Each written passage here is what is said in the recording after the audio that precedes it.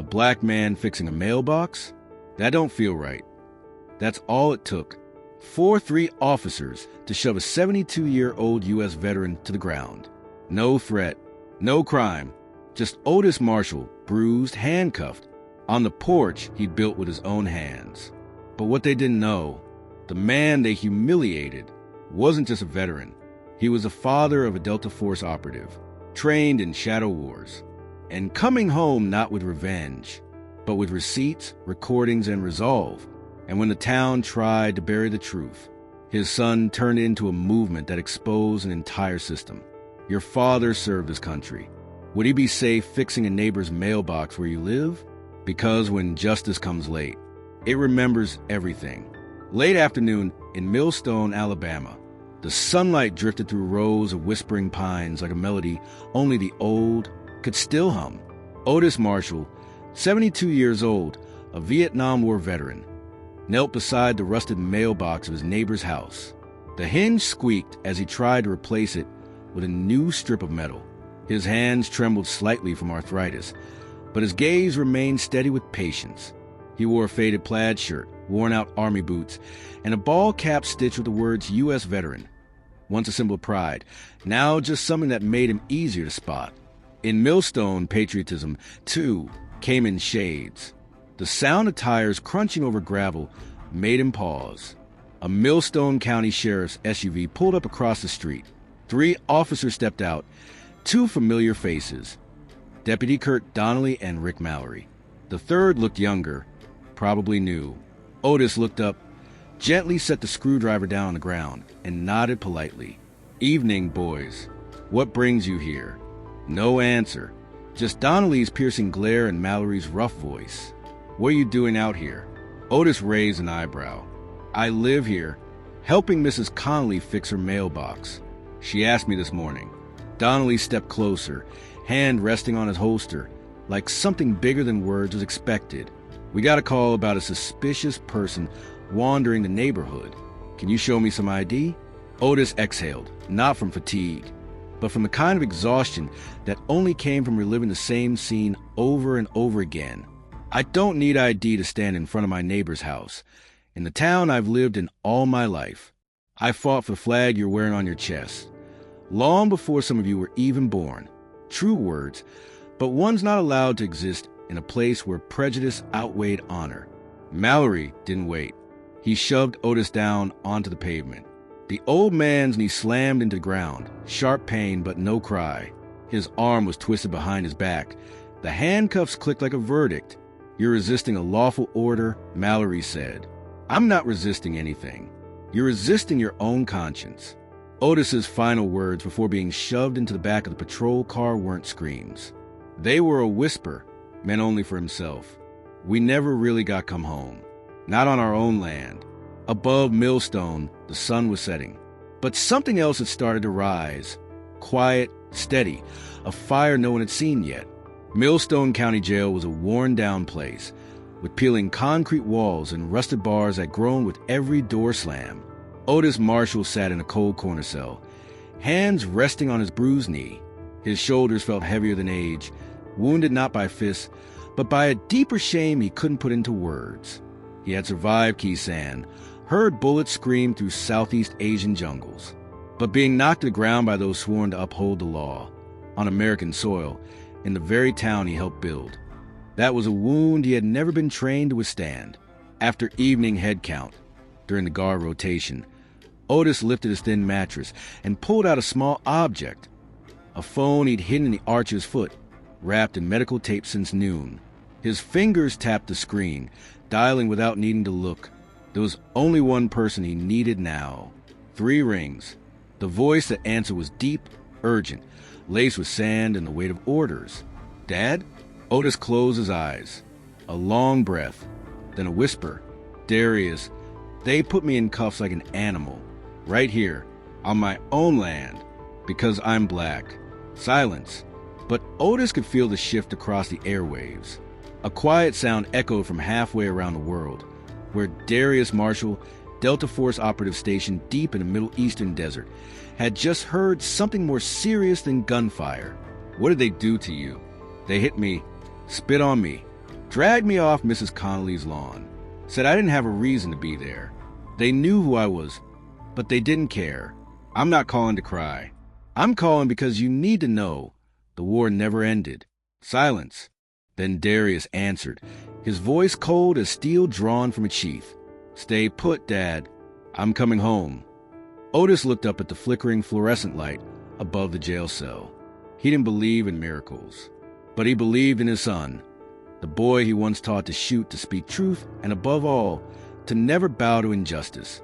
Somewhere far away in the dusty red sands of the Middle East, Darius Marshall removed the name tag for his uniform, handed over his weapon to the commanding officer, and stepped onto the waiting helicopter. No leave request, no orders, just the truth. And the truth had just called him home. A weathered Ford F-150 pickup rolled to the gates of Millstone under a pale golden sunset. Darius Marshall sat behind the wheel, a ball cap pulled low, stubble across his jaw, an old scar running from wrist to thumb on his left hand. He looked like any tired working man returning home from the road, and that was the point. There were no photos of him online, no digital footprints. He'd lived his life in the shadows, and now he returned as the kind of man the system wouldn't see until it was too late. His father's home, the Marshall farm, still stood quietly beside the pines. Darius didn't enter through the front. Instead, he circled around to the back, unlocking an old tool shed where his father used to sharpen blades and fix the lawnmower. Inside a chain wooden cabinet, he pulled out his own gear, a matte black laptop, motion sensors, bugging devices, infrared cameras, and an encrypted external drive. He started in the dark. Micro cameras were placed along the porch roof, a street lamp near the main road, and in the bushes beside Millstone Courthouse. A listening device slid under the waiting room table at the Millstone County Sheriff's Department. Every move calculated, every step methodical. Within 3 days of returning to Millstone, Darius had captured over 12 hours of audio. From racial slurs joked about in locker rooms to shady conversations between Deputy Donnelly and a businessman named Candler discussing quiet money to keep things south of tracks. He didn't strike fast. War had taught him. Victory came not from the first blow, but from knowing exactly when to deliver it. Each night, while the town slept, Darius placed another device, drew another line on the living room wall. Piece by piece, the puzzle formed. On Friday night, he tailed Donnelly leaving a bar on the town's west side. As expected, the deputy didn't go home. He pulled into an abandoned garage, where Rick Mallory and a man in civilian clothes waited, briefcase in hand. Through an infrared scope, Darius caught Mallory counting cash. His voice crackled through the headset. As long as the old man keeps quiet, we still got control. Darius pressed record. He didn't say a word. He didn't have to. It was all being captured. When night fell, he returned to the wooden house at the edge of the property. A desk lamp glowed over the wall map covered in notes, faces, and photographs. At the center, written in red ink, Operation Revival. This time, Darius Marshall wasn't just coming to protect his father. He was going to peel the mask off an entire system rotten to the core. By Friday noon, the air in Millstone hung hot and dense, like the tension choking the town. Darius sat still in the back room of the cabin, his face lit by the pale glow of a laptop screen. A flashing signal blinked. Motion detected, front porch, Otis's house. The infrared camera in the rain gutter above the window began to record. On screen appeared 2 sheriff cruisers. Out stepped Deputy Kurt Donnelly and Rick Mallory.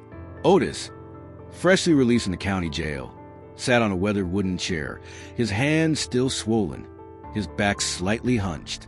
His eyes were calm, not afraid. Donnelly stepped onto the porch. No smile, no pretense. We got you that early release. But if you open your mouth again, don't say we didn't warn you.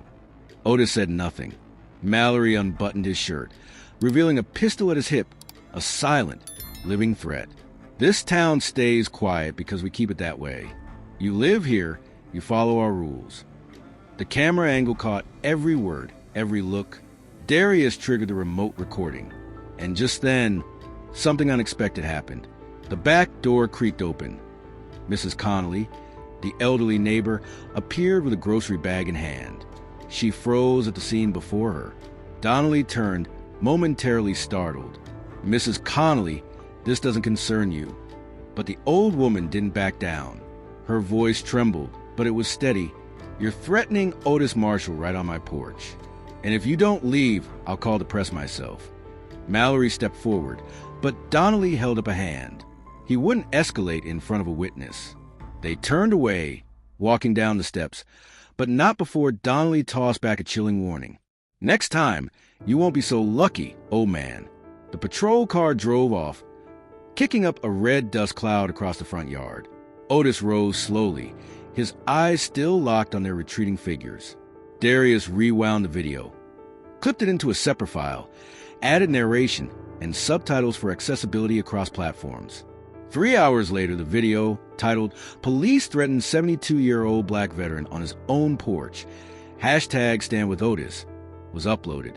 Within 24 hours, it had over 200,000 shares and climbed into the top trending topics in Alabama. No one knew who posted the footage. But in a shadowed corner of Millstone, Darius Marshall sat silently, watching engagement graphs spike on his screen. He hadn't fired a shot. He hadn't struck a blow. He simply showed the world that justice doesn't need force, only truth. And this time, the truth was shaking an entire town. News of the video spread through Millstone like a brush fire in dry season. That night, the small cafe at the end of Main, where mechanics usually gathered, was quieter than usual. Cops at the station exchanged wary glances. And in a modest office at the Marshall farm, Darius was assembling the final pieces of a picture he knew would make the whole town tremble. He'd followed the money, from community donations to the sheriff's department, to laundered contracts under a construction firm owned by Mayor Allen Whitford's cousin, bank statements, snapshots of handwritten ledgers from Sheriff Wayne Colton's office, encrypted, duplicated, and backed up in a third drive stored safely outside town. One night, Darius broke into Millstone Courthouse through an old escape tunnel built during the Civil War, an entry his father once told him about as a boy. He planted cameras in the notary room, where Donnelly had visited 3 times a week to submit evidence, and inside a forgotten filing cabinet holding in used archives. What he uncovered stunned him. Dozens of arrests of black citizens with no accompanying reports. Numerous cases of missing personal property during detainment. Young men sent to perform community service without any record compensation or court orders. Darius read every line, names, dates, approving officials. They all centered around the same group: Colton, Donnelly, Mallory, and 2 local judges. They weren't just a corrupt group. They were a system. But what chilled Darius the most was a wrinkled, mold-stained red stamp folder. Inside, a photo of Otis Marshall, dated 1993, alongside a formal accusation of public disturbance for leading black students in an anti-violence march. The case had been buried, forgotten, but now, in his hands, was proof that his father had been targeted for decades. What happened wasn't random. It was a message. Darius closed the folder and took a long breath. The fury no longer burned. It had hardened into steel. At sunrise the next morning, an anonymous account released the first wave of Operation Revival files, a spreadsheet of 67 unlawful arrests, 32 flagged bank transactions, and 18 audio recordings detailing abuse of power. Millstone fell into a stunned silence. But beneath that silence, something stirred. A belief that truth, no matter how deeply buried, will always find its light. Darius Marshall hadn't fired a shot, but he'd made the machine tremble. And he knew this was no longer about retaliation. It was the opening move of a new game. News of Operation Revival continued to ignite online discourse as Millstone entered a state of unprecedented tension. The sheriff's department closed for internal maintenance. City Hall issued no statement. But behind the scenes, the ones cornered by exposure couldn't afford to wait. By Monday morning, a prison transport van from Monroe County arrived to pick up Otis Marshall. He was being escorted to a federal civil hearing under the newly authorized investigation task force. It was a small but tangible victory, secured through public pressure. What Darius hadn't expected was that they would move this fast. Early morning in Millstone, Alabama, The prison transport van pulled away from the county detention center at exactly 6:07 a.m. As it rolled along the main road out of town, it slowed near the third curve, a known GPS dead zone with no city surveillance cameras. That's when it happened. A blast erupted from underground. The ground shook as if from an earthquake. The van tilted violently. Its windshield shattered, and the front axle was torn apart. But Otis Marshall wasn't in the vehicle. Hours earlier, Darius had sensed something was off with the last-minute change to the transfer schedule. Using temporary authority granted by the federal response team, he requested Otis be moved under the guise of a medical check, transferred instead to secure medical transport. It was that decision that saved Otis's life. But whoever orchestrated the attack wasn't finished. That same night, while Otis rested in a safe house on the edge of town, rented under a false name, an unmarked SUV tore through the front gate. 4 armed men in camouflage gear jumped out, wielding automatic rifles. No warnings, no orders, just gunfire. Darius was ready. He shoved his father into the basement just before the first bullet pierced the glass door. Motion-activated lights flashed, disorienting the attackers. Behind a hidden panel, Darius opened a secure vault, pulled out a loaded SIG MCX rifle and a signal-jamming device. A gunfight erupted. 2 of the attackers were dropped in the backyard. 1 was captured. The last fled, leaving behind a Black Eagle insignia, the unmistakable symbol of the Iron Ridge League, a radical militia group Darius had only heard of in classified briefings, never encountered in the field. Until now. Otis gasped for breath in the corner of the basement, watching his son wipe blood from his own forehead with a bandage.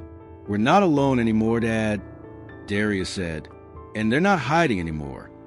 In the quiet of a southern town that had long masked its rot with civility, the face of hatred had revealed itself. But Darius had seen it clearly now, and this time he wouldn't wait for them to strike first.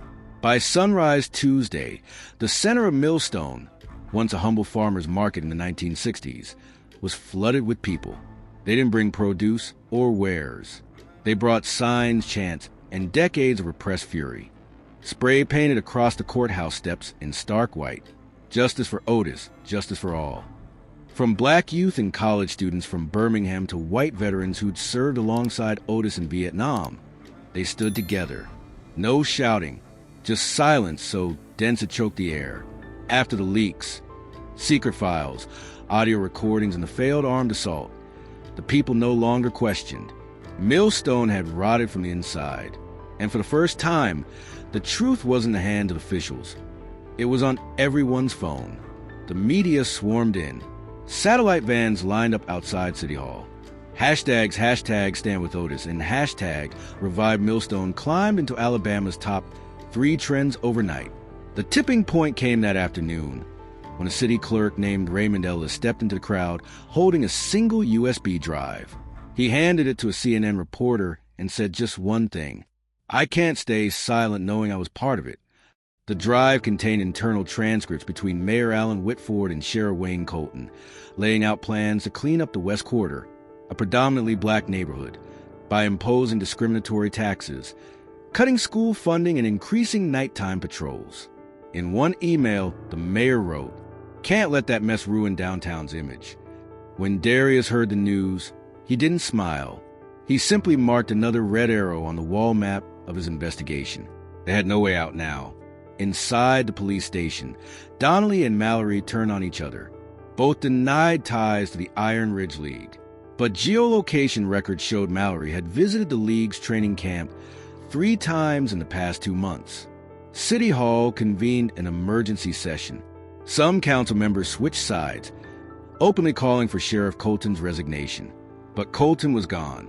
He'd fled town at dawn through the courthouse's rear exit, suitcase in hand, passport in pocket. The people of Millstone didn't care where he went.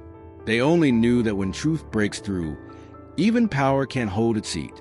Otis Marshall, watching the live stream from the safe house, turned to his son. "I didn't think it'd go this far." Darius replied, firm and steady, "You lived your life enduring it. Now it's time this town learns to face it."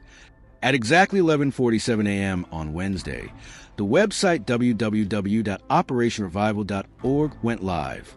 No graphics, no banners, just a black and white homepage with one line. The truth doesn't need decoration. It only needs to be heard. In the center of the screen, a single button. Download all classified files. The first to click was a law student in Montgomery. The second, a history teacher in Millstone. Within 45 minutes, the site was overwhelmed by over 1 million visits. Inside the data archive were irrefutable proofs. An audio recording of Sheriff Wayne Colton in direct talks with Mason Reeves, leader of the extremist group the Iron Ridge League, discussing how to maintain order in the West Quarter by organizing so-called self-defense patrols, a thin veil for intimidation and assault against black residents. Emails from the mayor's office authorizing the temporary suspension of surveillance cameras in designated sensitive zones. A video capturing Deputy Donnelly joking with a local businessman, saying if they're scared, they won't ask for rights. The FBI launched a federal investigation immediately. Within 6 hours of the data release, the Millstone County Sheriff's Office was sealed off for forensic collection. That same night, 3 clerks were arrested for evidence tampering. Darius Marshall never held a press conference, never appeared on TV. Instead, he posted one 90-second video from an anonymous account, a shot of him standing on a western hill overlooking Millstone, behind in the woods where his father had taught him to shoot at age 13. In the video, he said, "I'm not an activist. I'm not a politician. I'm the son of a man who was beaten, spit on, and still believed in justice. If the system won't look in the mirror, we'll do it for them. Not to retaliate, but to end the cycle." The video closed with a single line. They can erase news, but they can't erase memory. National media swarmed in. CNN broadcasted live from Millstone City Square. MSNBC hosted a roundtable with attorney Heather Lynn, now the legal representative for dozens of former victims wronged by the local system. Independent journalists camped outside the courthouse. Darius watched the screen, eyes unblinking, not out of triumph, but because he knew there was no turning back. Otis Marshall sat beside him, resting a hand on his son's shoulder. "You didn't just change Millstone," he said. "You woke it up." 3 days after Operation Revival shook Alabama, Otis Marshall passed away in his sleep, in the same wooden chair where he'd once been handcuffed. The medical report read, cardiac arrest, no external injuries, no trauma, but Darius knew that heart had carried too much blood, yes, but also memory, endurance, and 70 silent years of hope. Word of his passing spread quickly, not in silence, but in resonance. Millstone paused. In the town square, hundreds of candles were lit. A cardboard sign read, "We are Otis." Beside it, a worn-out cap embroidered with U.S. veteran. The funeral was held 3 days later at the old white chapel on the town's east side, where Otis once played organ in the 1980s. The line of mourners stretched to the highway. They didn't come just to bury a man. They came to confront their silence. Darius didn't speak much. He stood beside his father's photo in a simple black suit, holding a folded flag. When the pastor asked if he wanted to say a few words, he nodded, stepped up, and spoke, steady, low, clear. Otis Marshall didn't die in silence. My father lived a life that didn't need to shout to be heard. It was that calm, unflinching strength that made the oppressors fear him. He looked out over the crowd, at Heather Lynn, journalist Felix Grant, even a few young officers who joined the internal reform program. I'll carry on what he started, not with hate, with discipline, with clarity, and with faith that a system can change. If enough people are brave enough to face it. After the funeral, Darius made a decision. He declined every political offer, refused to publish a memoir, rejected all attempts to make him a symbol. Instead, he returned to the wooden room behind a Marshall farmhouse, with a map of Millstone still hung. The town was shifting, but much remained unfinished. Lawsuits were expanding. Survivors were coming forward. And Darius had become the unseen engine behind a new civilian oversight system. No spotlight, no titles, only results. He kept the wooden chair where his father once sat. Each morning, before his work began, he placed a hand on it, not in mourning, but in reminder. Justice isn't a battle. It's a long march. 1 year after Otis Marshall's death, a red brick building opened in the center of Millstone. No grand signs, no ribbon-cutting ceremony, only a small bronze plaque on the front wall. Otis Marshall Community Center, where justice begins with courage. People came not out of curiosity, but because they finally understood this building wasn't just brick and mortar. It was what fear had once buried, and what they now refused to bury again. Inside were citizenship classes, free legal aid rooms, and a public archive called the Archive, where every file from Operation Revival is stored and displayed. Darius Marshall never took the role of director. He simply stood at a distance during the dedication ceremony, quietly watching as high school kids walked past his father's name without bowing their heads. They just paused briefly, read the plaque, and kept moving as if that name had always belonged. In the justice they now had the right to believe in. Months later, the story of Millstone was added to university curricula across Alabama.